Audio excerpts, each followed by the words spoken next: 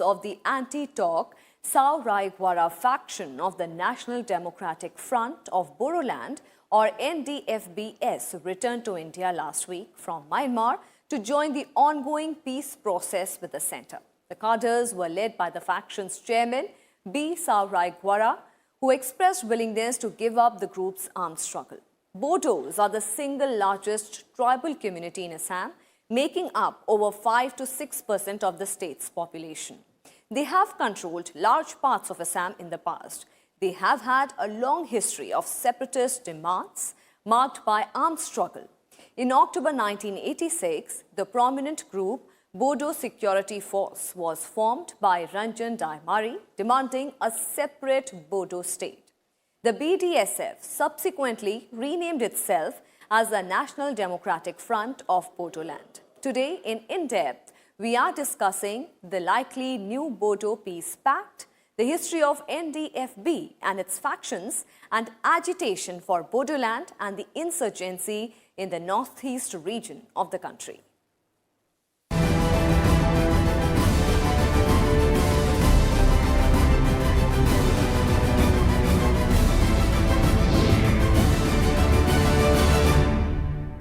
The much-awaited peace talks in Assam could finally be gaining some traction.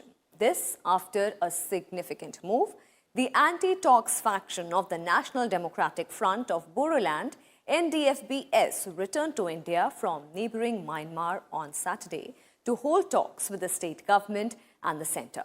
The move has been brokered by Bodoland Territorial Council, with its chief expressing confidence that all factions of the NDFB will be part of the new Bodo Peace Pact with the government. In a major breakthrough against insurgency front in the northeast, around 50 cadres of the anti-talk Sauraigwara faction of the National Democratic Front of Bodoland or NDFBS returned to India last week from Myanmar to join the ongoing peace process with the centre. The cadres were led by the faction's chairman, B. Sauraigwara, who expressed willingness to give up their armed struggle. According to the sources, all NDFBS cadres were provided safe passage by the army at the international border in Manipur to cross over to India. The members are kept at a safe location under strict security cover, and the top leadership is likely to head to New Delhi and begin discussions with the central government. Some more members of the NDFBS are likely to join the peace process in the coming days. The last of the Bodo militant group, which surrendered on Saturday from the Myanmar border. They entered Manipur in Tamu. Through Tamu they entered More. About 50 of them with the heavy arms. It's a sign of ending of militancy in Bodo areas. It's a very welcome sign. The signs are quite positive, and we are very hopeful that if the peace processes come to a conclusion, so one long-going insurgency in Assam comes to a very positive end. That is the most important perspective.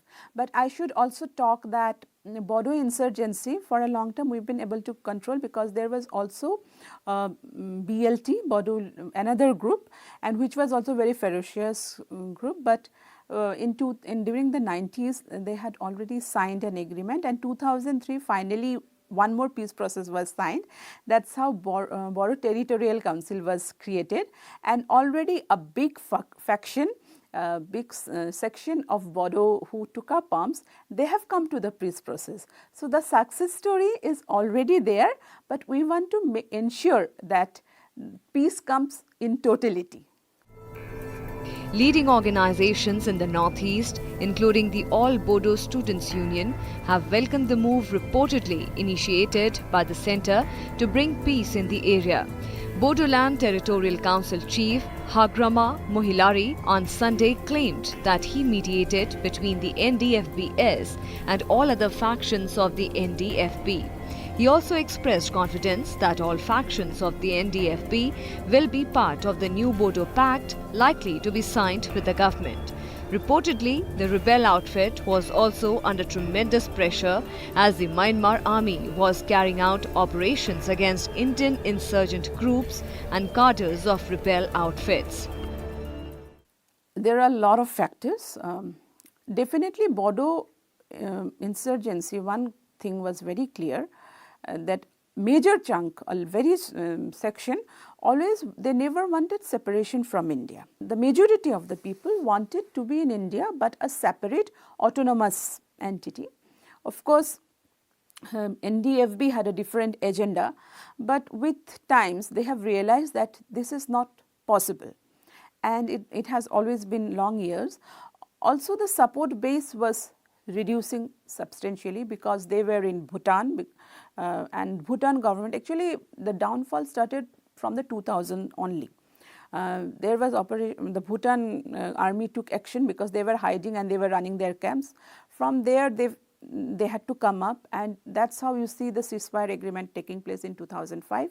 But again, there has been long process, but definitely the process were on. Group by group they are coming back, and they have realized that it is important to join the peace process. Formed in 1986, NDFB is an armed separatist outfit which seeks to obtain a sovereign Bodoland for the Bodo people. Designated as a terrorist organization by the government, NDFB signed a tripartite ceasefire agreement with the Union government and the Assam government in 2012.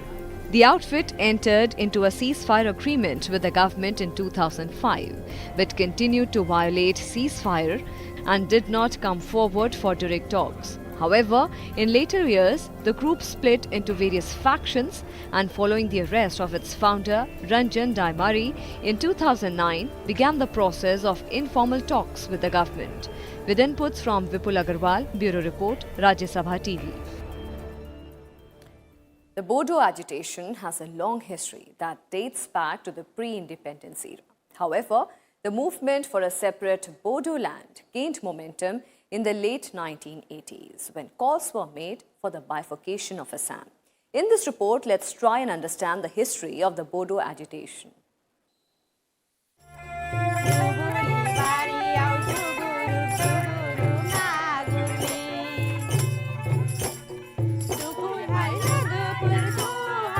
The Bodos are an ethnic and linguistic group of people believed to be the earliest settlers in present-day Northeast.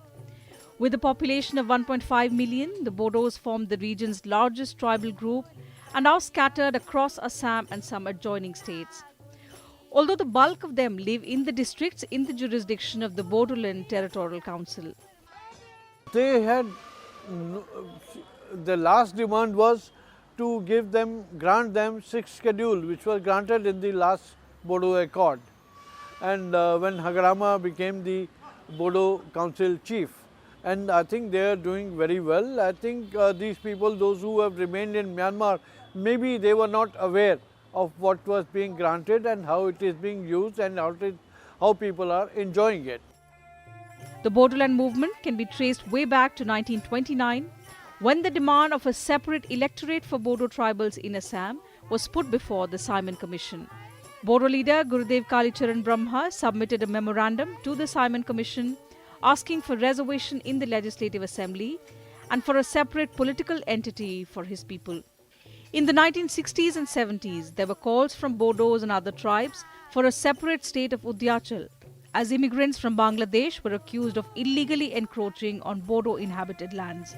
In the late 1980s, calls for a separate state of Bodoland for the Bodos and for Assam to be divided were raised. All Bodo Students' Union President Upendra Nath Brahma adopted a peaceful approach, but around the same time, some armed separatist groups like the Bodoland Liberation Tigers and the National Democratic Front of Bodoland were founded. In February 1993, the Bodoland Autonomous Council was constituted after the Centre, the Assam government and the ABSU signed a tripartite agreement. The accord, however, was on the creation of an administrative authority within the state of Assam called the Bodoland Autonomous Council and not of Bodoland. In February 2003, the Bodoland Territorial Council was formed after the Centre, the Assam government and the BLT signed a tripartite agreement. The BLT was then disbanded. The BTC was to administer the Bodoland territorial area, an entity based on the idea of a state within a state and created by the reorganization of 7 Assamese districts into 4 districts: Kokrajhar, Chirang, Udalguri and Buxa. In 2005, the National Democratic Front of Bodoland agreed to a ceasefire with the Assam government and the centre. After the treaty was signed, the group split into 3 factions. Currently, 2 factions of the NDFB, NDFB-P led by Gobind Basumatari and NDFB-R led by Ranjan Demari, are involved in peace talks with the centre, while NDFB-S is against holding talks under the constitutional framework. In 2012, ethnic riots involving Bengali-speaking Muslims and the Bodos in Bodoland Territorial Area District killed nearly 100 and rendered 4 lakh people homeless. In May 2014, Bodo terrorists killed more than 30 people in Kokrajhar and Buxa districts, allegedly believing that the victims had not voted for their candidates in the Lok Sabha elections held in April. Months later, in December 2014, attacks by Bodo terrorists killed at least 81 people and rendered 2 lakh homeless. Following the attacks, the centre launched Operation All Out, a large-scale military operation involving the Army, the Air Force, Assam State Police and paramilitary forces with an aim to eliminate NDFBS completely.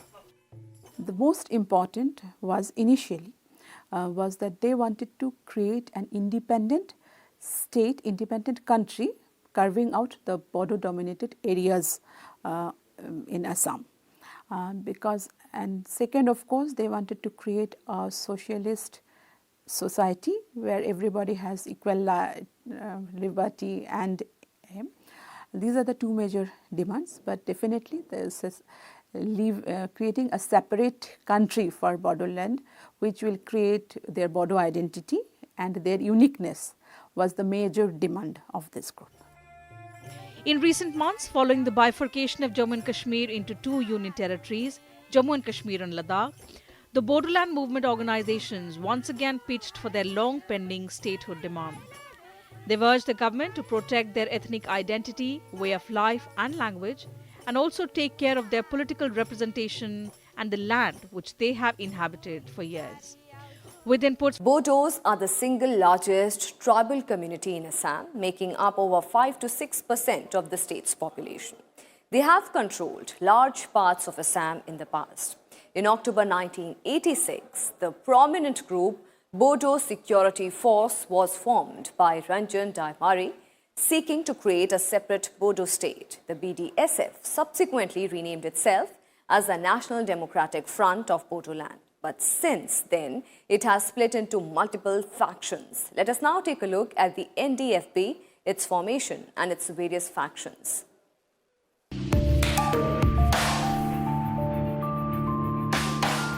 Bodos are the single largest tribal community in Assam, making up over 5 to 6% of the state's population. They have controlled large parts of Assam in the past. The 4 districts in Assam, Kokrajhar, Buxa, Udalguri and Chirang, that constitute the Bodo Territorial Area District or BTAD, are home to several ethnic groups. The Bodos have had a long history of separatist demands marked by armed struggle. In 1966 to 67, the demand for a separate state called Bodoland was raised under the banner of the Plains Tribals Council of Assam, a political outfit. In 1987, the All Bodo Students' Union renewed this demand. The unrest was a fallout of the Assam movement in 1979 to 85, whose culmination, the Assam Accord, addressed the demands of protection and safeguards of the Assamese people, leading the Bodos to launch a movement to protect their own identity. In 1985, when Assam Accord was signed, the movement we thought had settled down and the peace would prevail. At that time, the Bodos stood and they started demanding separate state of Bodoland in Assam. And that time, the militancy in Bodo area started. And you know, it continued for a few years. There was the Bodo Accord when Rajesh Pilot, who was the internal security minister in Delhi, he went and signed the first Bodo Accord with Prem Singh Burma. Brahma. And that accord continued for some time, but again there was unrest in Bodo areas and the Bodos started demanding again. So the second accord was signed with the sixth schedule granting of to the Bodo areas. Sixth schedule means they have the financial powers to implement in their own areas. In October 1986, the prominent group Bodo Security Force or BDSF was formed by Ranjan Daimari. The BDSF subsequently renamed itself as the National Democratic Front of Bodoland. It is an ethnic insurgent organization demanding an independent state for the Bodo ethnic group in Assam. In the 1990s, Indian security forces launched extensive operations against the group, causing the latter to flee to the bordering Bhutan. In Bhutan, the group faced stiff counter-insurgency operations by the Indian Army and the Royal Bhutan Army in the early 2000s. In October 2008, bomb attacks in Assam carried out by the NDFB killed 90 people.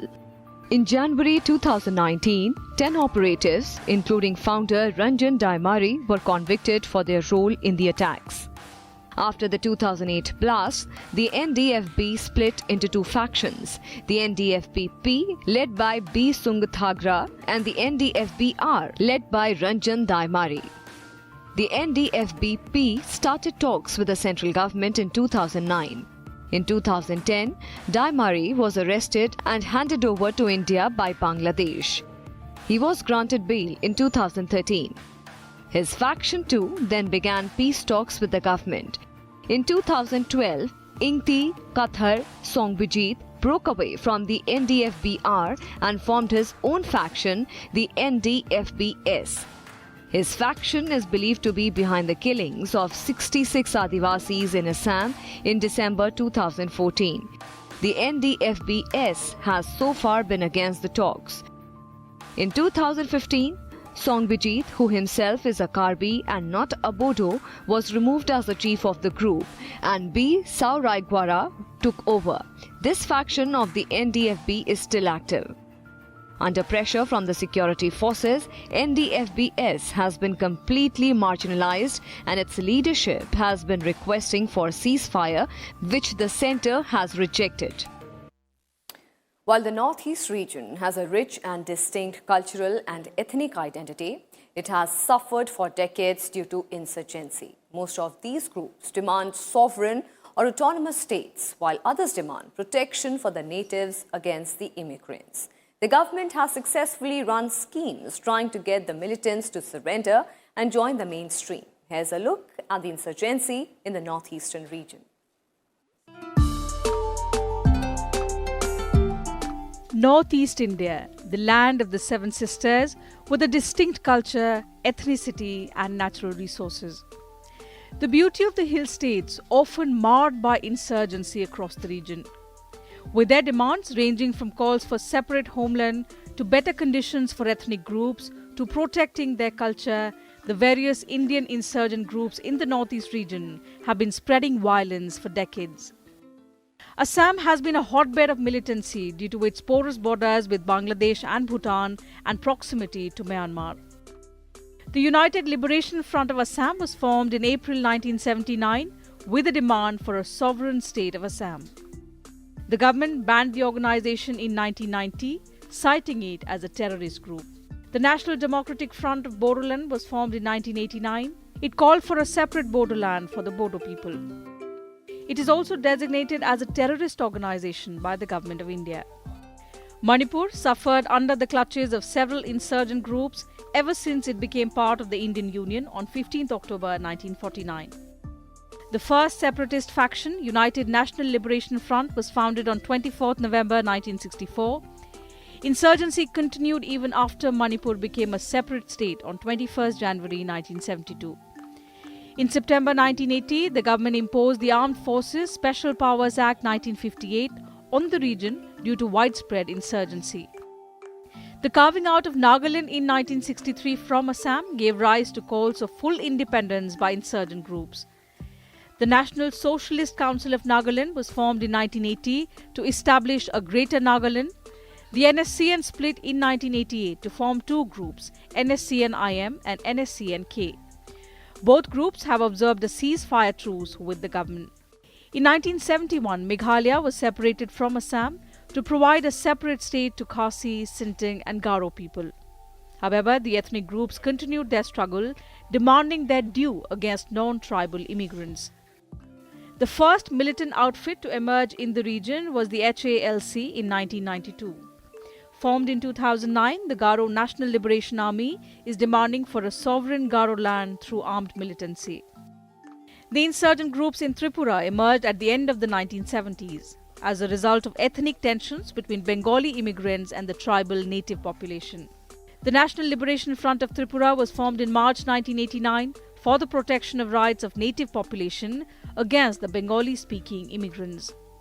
The All Tripura Tiger Force was formed by local aboriginal tribes in 1990. In 1986, the Mizo Accord ended the secessionist movement led by the Mizo National Front, bringing peace to the state of Mizoram. However, the insurgency status is partially active in the state due to secessionist demands by the Chakmas and the Brus. The government is taking various measures to end insurgency in the region by making militant outfits surrender. Under the policy, which was revised for 6 years in 2018, the government offers to surrenderies. The northeast border, we have to understand the geography of the northeast. In fact, 85% of northeast is surrounded by various countries, and it has a porous border. So it becomes very easy for these groups to move in and move out. So we need cooperation of these countries. That's how Bhutan supported. So they were easily for them, and these are lots of dense forest areas. So they can easily go and open up they can run their operations across the border. But so Bhutan cooperated, Bangladesh cooperated in a big way. And also there has been some sort of good understanding with Myanmar government. And that's how this cooperation has also helped. Government of India has, as I said, they are always encouraging them to come back to the peace process along with strong insurgency operation. An immediate grant of 4 lakh rupees as a fixed deposit. Stipend of 6,000 rupees per month to each surrenderee for 3 years. Vocational training for self-employment and also funds for construction of rehabilitation camps, among others. From 2014 to July 2019, over 1,700 militants from the Northeast region had surrendered and joined the mainstream of the society. With inputs from Vipul Agarwal, Bureau Report, Rajya Sabha TV.